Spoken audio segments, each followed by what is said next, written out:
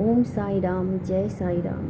आप सभी साईं भक्तों का स्वागत है हमारे YouTube चैनल साईं एक तेरा सहारा में। तो आज हम चर्चा करेंगे कि श्री साईं सच्चरित्र क्या है और इसका अध्ययन हमें क्यों करना चाहिए।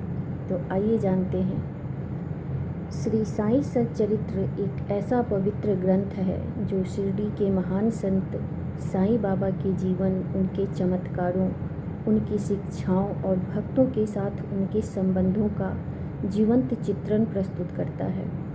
इस ग्रंथ की रचना श्री गोविंद राव रघुनाथ दाभोलकर उर्फ हेमाड पंत ने बाबा की आज्ञा और प्रेरणा से ही की थी। साईं बाबा का जीवन प्रेम, करुणा, त्याग, सच्चाई और ईश्वर भक्ति का आदर्श उदाहरण है। उन्होंने जात, धर्म, संप्रदाय के भेदभाव से ऊपर उठकर सभी जीवों को समान दृष्टि से देखा और सबका मालिक एक का संदेश दिया। उनके उपदेश सरल, व्यावहारिक और हृदय स्पर्शी थे, जो आज भी असंख्य श्रद्धालुओं को जीवन का सही मार्ग दिखाते हैं। साईं सच्चरित्र न केवल बाबा के दिव्य चमत्कारों का वर्णन करता है, बल्कि ये सच्ची श्रद्धा और धैर्य के महत्व को भी उजागर करता है। इस ग्रंथ का पाठ भक्तों के जीवन में शांति, सुख और आध्यात्मिक जागृति लाता है। ऐसा माना जाता है कि श्रद्धा और भक्ति पूर्वक इसका पठन करने से सभी दुखों का निवारण होता है और साईं बाबा की कृपा प्राप्त होती है। इस ग्रंथ की हर पंक्ति बाबा की करुणामयी दृष्टि का आभास कराती है और पाठक को बाबा के सानिध्य का अनुभव कराती है। साईं बाबा की जीवनी न तो उलझनपूर्ण है और न संकीर्ण ही, वरन सत्य और आध्यात्मिक मार्ग का वास्तविक दिग्दर्शन कराती है।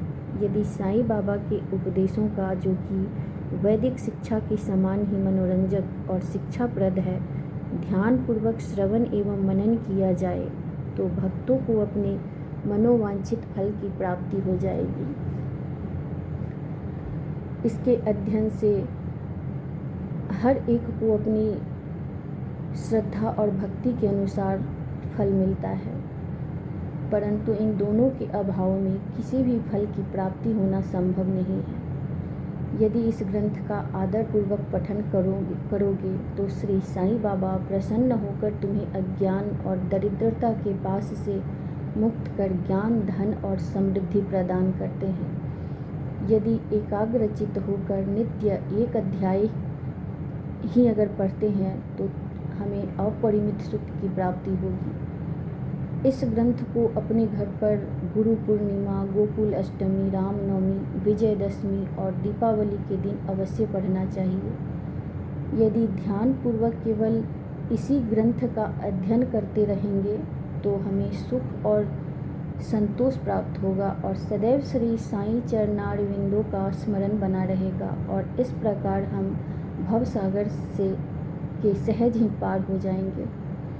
इसके अध्ययन से रोगियों को स्वास्थ्य, निर्धनों को धन, दुखित और पीड़ितों को शांति मिलती है तथा मन के समस्त विकार दूर हो मानसिक शांति प्राप्त होती है।